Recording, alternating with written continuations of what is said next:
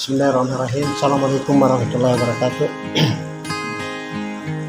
Alhamdulillahirrabbilalamin. Salatu wassalamu ala asyrafil mursalin Sayyidina Muhammad wa ala alihi wa sahbihi ajmain, amma ba'd.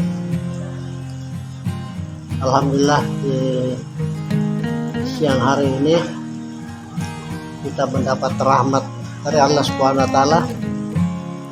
Itu ditandai dengan hujan yang terjadi pada siang hari ini, dan satu kesyukuran kita baru saja selesai melaksanakan salat fardu, salat zuhur berjamaah dengan segenap karyawan PT Pelayanan Ummah Indonesia. Kebetulan ada di kantor ya. Jadi alhamdulillah PT Pelayanan Ummah Indonesia ini kan kita sudah sama tahu bahwa di samping ada yang bertugas di lapangan, ada juga yang ada di kantor sewaktu-waktu, dan kita sudah menjadi kebiasaan di dalam setiap selesai pelaksanaan salat fardu berjamaah kita sempatkan untuk melakukan semacam pencerahan atau membahas hal-hal yang terkait dengan bagaimana kehidupan ini lebih bagus ke depan, dan terutama di dalam menjalankan misi pelayanan umat itu senantiasa menjadi bagian yang kita lakukan pencerahan di setiap waktu yang kita punya ya. Jadi seperti sekarang ini alhamdulillah ada sedikit waktu karena mau bergerak di lapangan juga terhalang oleh kondisi cuaca. Jadi kita manfaatkan saja waktu yang ada dengan mensyukuri nikmat dari Allah Subhanahu wa taala, dengan memanfaatkan untuk mungkin ada hal-hal yang perlu kita diskusikan, perlu kita bicarakan dalam rangka melakukan kerja-kerja yang terkait dengan pelayanan umat ke depan. Dan sekarang ini memang kita dalam rangka menjabarkan dari tagline Pausi Genggaman Keberkahan itu, alhamdulillah kita selalu menggunakan kesempatan menjemput keberkahan. Salah satu cara menjemput keberkahan itu ya waktu-waktu yang insya Allah doa-doa kita diijabah itu, antara lain setelah salat fardu berjamaah. Alhamdulillah. Pada kesempatan ini ingin sedikit saya memberikan penjelasan terkait dengan beberapa pertanyaan-pertanyaan yang melihat bahwa Pausi ini masuk masjid ya. Jadi ini banyak yang melihat bahwa alhamdulillah Pausi itu sudah mulai mendekatkan diri dengan masjid-masjid yang ada dalam rangka melakukan pelayanan ya. Jadi inilah yang saya kira perlu kita sedikit berikan penjelasan terkait dengan hal tersebut. Nah, yang pertama sekali itu saya ini diamanahi oleh pengurus Dewan Masjid Indonesia, khususnya di pimpinan wilayah Provinsi Sulawesi Selatan itu, dan hasil musyawarah dari penggiat-penggiat atau pengurus-pengurus masjid yang ada di Kabupaten Goa ini, yang secara aklamasi menunjuk saya selaku ketua pimpinan daerah Dewan Masjid Indonesia Kabupaten Goa ya. Jadi itu salah satu peluang yang kita dapat, sehingga bagaimanapun juga tugas-tugas keumatan ini yang dipercayakan kepada kita untuk bagaimana melayani umat melalui Pausi, kita sinergikan dalam rangka tagline Pausi Genggaman Keberkahan ya. Nah, kemudian di masjid juga ada tagline mensejahterakan dan disejahterakan masjid. Ya. Siapa yang telepon tadi? Disuruh ke sana. Oke, ya. Alhamdulillah. Jadi di masjid mensejahterakan dan disejahterakan oleh masjid, itu tagline dari Dewan Masjid Indonesia. Sehingga Pausi sebagai pelayan umat Indonesia tentu merupakan peluang untuk kita sinergikan, ya. Jadi apalagi Pausi ini sudah menjadikan tagline Pausi Genggaman Keberkahan.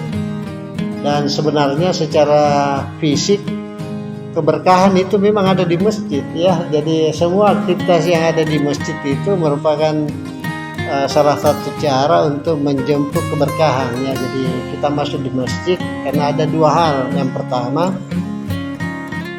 bagaimana keberadaan kita sebagai umat Islam memanfaatkan rumah ibadah kita itu untuk menjemput keberkahan sebesar-besarnya, ya. Karena pelaksanaan salat fardu berjamaah di masjid itu memang Allah sudah memberikan derajat yang lebih tinggi, ya, di dalam melaksanakan aktivitas salat fardu dengan sendiri-sendiri itu kan pahalanya cuma satu, tapi ketika kita berjamaah dan dilaksanakan di masjid dikasih kita 27 pahala, ya. Itu dari segi hitung-hitungan, tapi kan bukan itu hitungan kita dalam rangka mendapatkan keberkahan, tapi bagaimana aktivitas kita ini betul-betul semua total untuk mendekatkan diri kepada Allah Subhanahu wa taala dan menjalankan perintah sesuai dengan Al-Qur'an, wa ma khalaqtul jinna wal insa illa liya'budun. Jadi kita diciptakan manusia dan jin itu tiada lain untuk menyembah kepada Allah Subhanahu wa taala.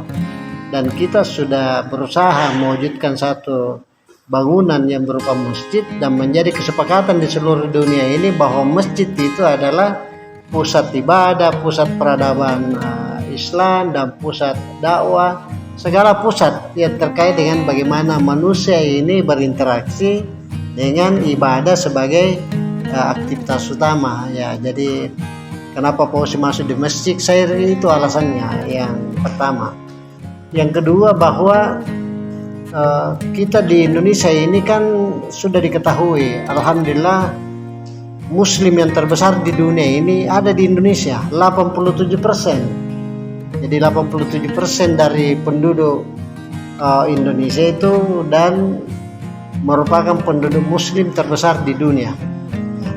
Tetapi satu kenyataan yang kita lihat yang tidak bisa dipungkiri bahwa kesejahteraan yang kita miliki itu yang dinilai dari segi pertumbuhan ekonomi dan kepemilikan aset itu kita di bawah 30%, ya. Jadi kan sangat kontradiksi kondisi kita, kondisi ekonomi kita itu di bawah 30% padahal kita dominasi 87%. Dan teori ekonomi itu kan jamaah itu artinya penduduk yang dominan itu kan pasar. Dari segi ekonomi, pasar itu menjadi tulang punggung pertumbuhan ekonomi.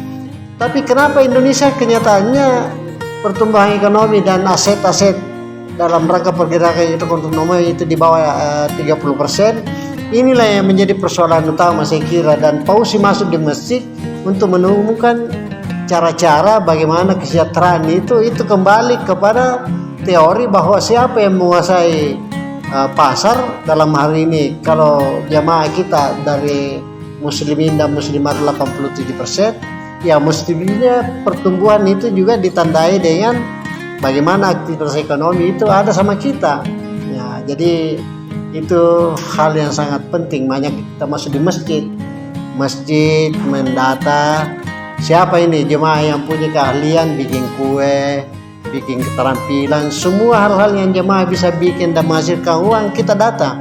Untuk apa? Untuk kita interaksikan ke pasar. Karena banyak kesian ibu-ibu yang pintar bikin kue tapi hanya sekedar dokumen bahwa dia pintar bikin dadar, bisa bikin onde-onde, tapi tidak bisa jadi apa-apa. Kenapa? Karena tidak ada akses yang dibuat untuk mendapatkan pasar. Padahal kalau kita bikin onde-onde, bikin dadar kan butuh modal. Kalau modalnya itu hanya termakan saja, ya tidak bisa untuk menghasilkan uang dalam rangka memenuhi kebutuhan lain. Karena hidup ini di era digital seperti sekarang ini, subhanallah, memang harus ada aktivitas yang dibuat untuk menghasilkan. Karena bicara saja tanpa uang tidak bisa nyambung ini.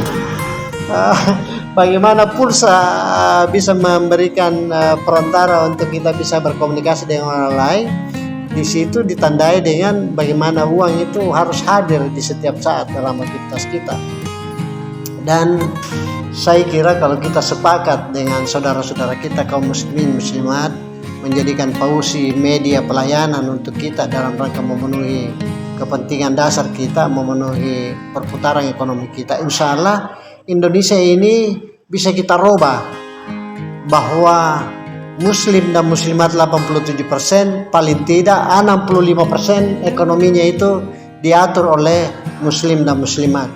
Dan mudah-mudahan dengan keberkahan yang kita dapatkan di masjid ini betul-betul bisa kita wujudkan.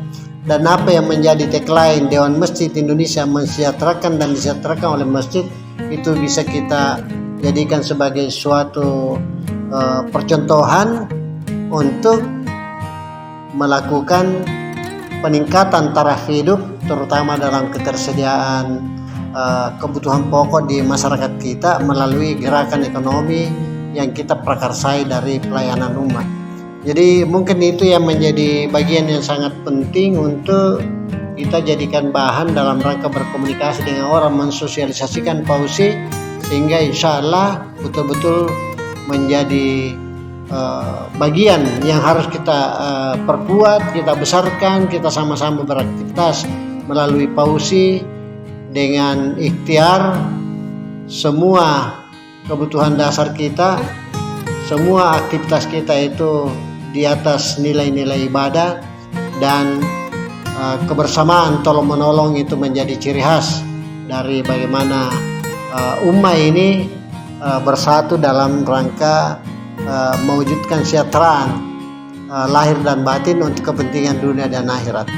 Nah, itu sebagai pengantar dari harapan-harapan yang kita ingin capai. Dan saya juga selalu berpesan bahwa alhamdulillah ketika kita lakukan salat fardu, jangan sampai dilewatkan kesempatan untuk kita sama-sama bertukar pikiran. Ya, mudah-mudahan dengan acara yang kita rutinkan seperti ini secara istiqamah, Allah memberikan perhatian khusus kepada kita, sehingga Allah menjaga kita, memberikan segala apa yang menjadi kebutuhan kita, sehingga insya Allah kesejahteraan kita dapatkan dan kebahagiaan dunia dan akhirat betul-betul kita peroleh. Mungkin ada 1-2 orang yang dari pengalaman di lapangan, di masjid mau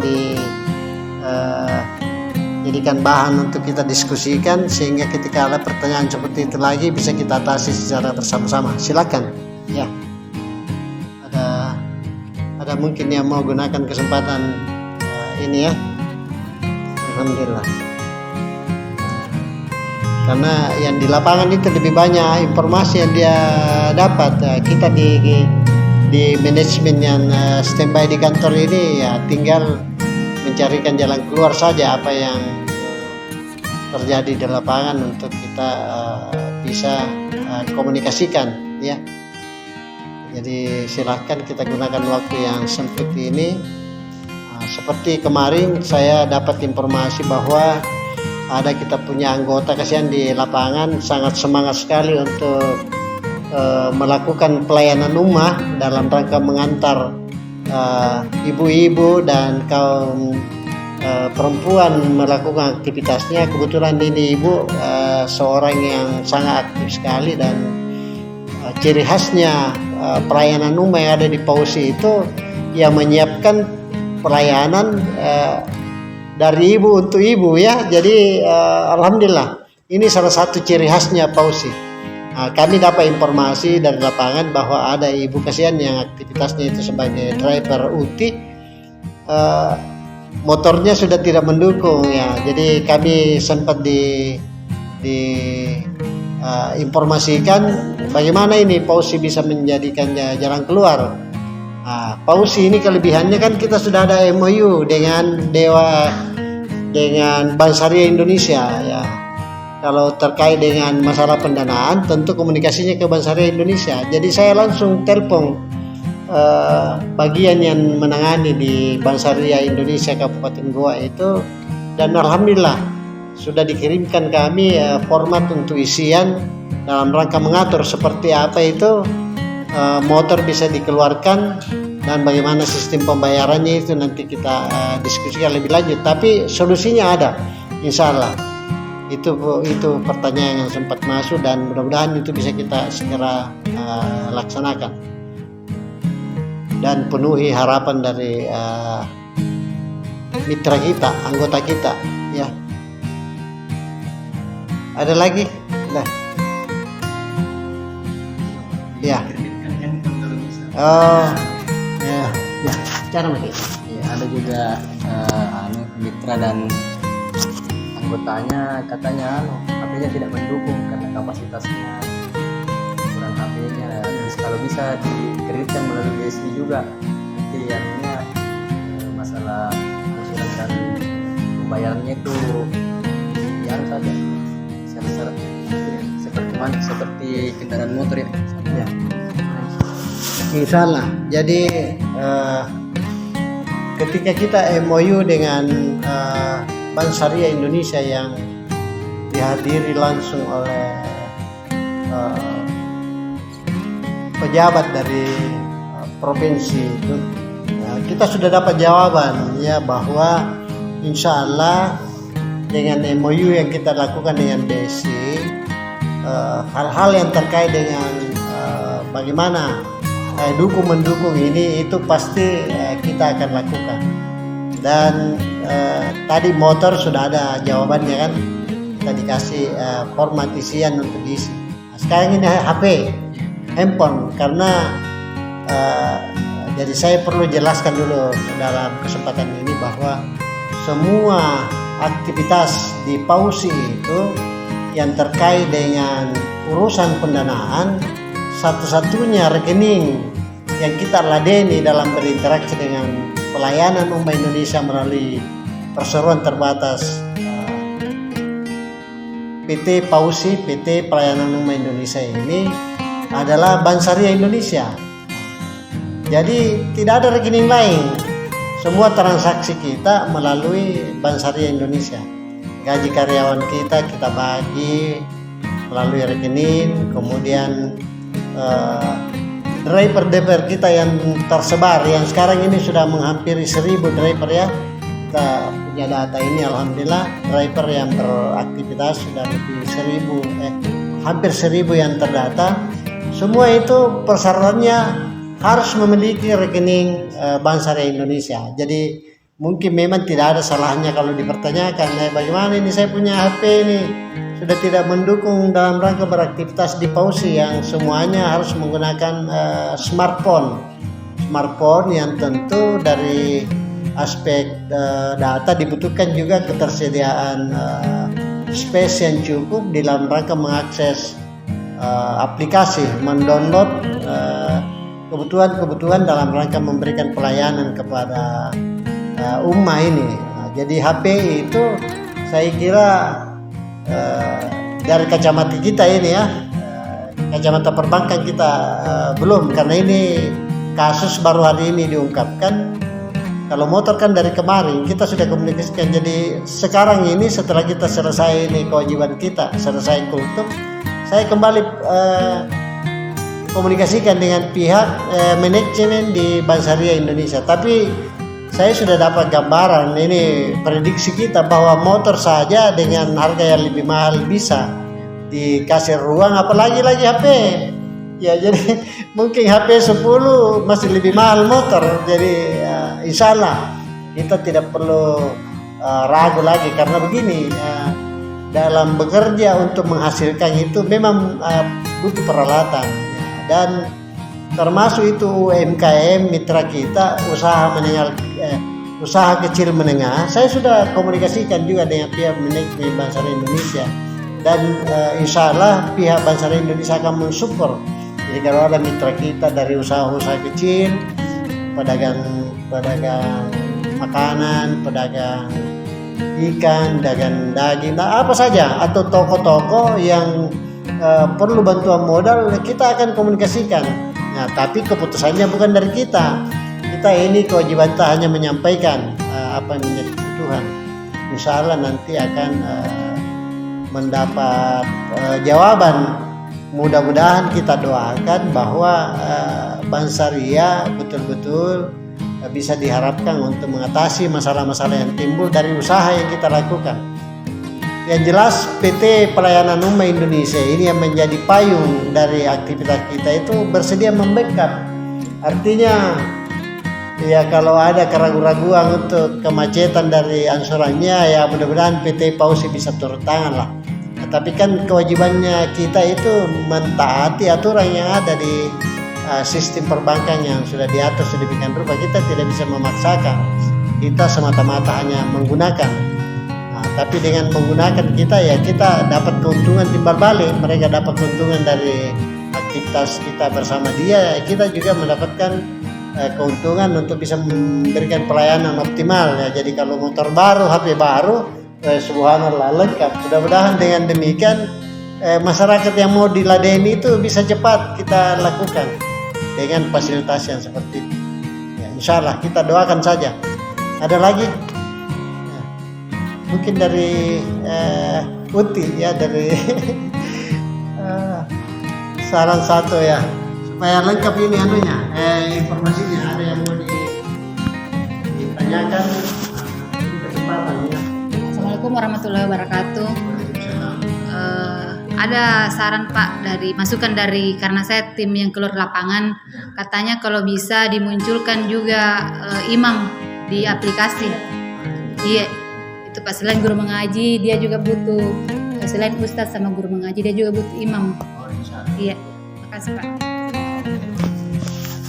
Jadi salah satu penyediaan jasa di PT Pelayanan Ummah Indonesia ini adalah semua kebutuhan yang terkait dengan bagaimana kualitas ummah ini bisa diangkat dan diberikan pelayanan yang sebaik-baiknya. Nah, jadi imam itu salah satu pelayanan yang sebaik-baiknya untuk jemaah, karena kalau imamnya juga salah-salah menyebut ayat-ayat yang harus dibacakan dalam sholat itu, ya itu bisa mengurangi nilai ya. Jadi bagus juga itu usulannya. Saya kira dari awal di fasilitas pelayanan ummah itu sebenarnya kita sudah siapkan. Nah, cuma memang mungkin maksudnya itu supaya lebih disosialisasikan, karena ada di aplikasi tapi belum diketahui. Nah, ternyata imam itu ada di aplikasi kita. Jadi yang mau butuh imam masjid-masjid, ini kan mau Ramadan ini, sebentar lagi Ramadan, tentu masjid-masjid itu butuh imam yang qualified ya, yang kualitasnya bisa membuat jemaah itu betul-betul khusyuk dalam melaksanakan prosesi ibadah ya. Karena di dalam Ramadan ini ya, subhanallah, di samping salat tarawih kita dituntut untuk melakukan salat-salat sunnah lain itu, dan tentu aktivitas di masjid bagaimanapun juga dibutuhkan imam yang bagus. Insya Allah kita perhatikan itu, dan mungkin manajemen Pausi ini sesuai dengan saran-saran yang masuk akan lebih menampilkan apa yang menjadi harapan dari pelanggan, karena kita ini ibaratnya orang yang mau menyenangkan ini setiap jemaah, sekaligus mau mengangkat aktivitas untuk mendapatkan imbalan. Kalau dunia ini imbalan ekonomi, dan insya Allah untuk akhirat imbalan pahala. Jadi kita doakan saja mudah-mudahan semua ini menjadi bagian dari upaya untuk mengejar keberkahan sesuai dengan tagline yang kita wujudkan. Dan saya mohon disampaikan salam saya kepada seluruh pengurus masjid yang didatangi, bahwa karena waktu dan kesempatan yang terbatas, mungkin di lain waktu kita akan melakukan kunjungan secara khusus ke masjid-masjid itu. Tapi kalau belum sempat, sampaikan salam saya saja dari Direktur Utama PT Pausi Indonesia yang sekaligus dipercaya selaku Ketua Dewan Masjid Indonesia Kabupaten Goa, menyampaikan salam saja. Mudah-mudahan kita atur waktu dan berkesempatan untuk melakukan kunjungan ke masjid-masjid untuk menjalin silaturahim, sekaligus diskusi-diskusi dan cerita-cerita ringan bagaimana kehidupan ini bisa dilakukan secara optimal dengan memanfaatkan masjid sebagai pusat perkembangan peradaban, ya. Jadi saya kira hari ini cukup. Terima kasih atas segala perhatiannya. Mohon maaf kalau ada yang berlebih. Wabillahi taufik wal hidayah. Wassalamualaikum warahmatullahi wabarakatuh. Waalaikumsalam warahmatullahi wabarakatuh.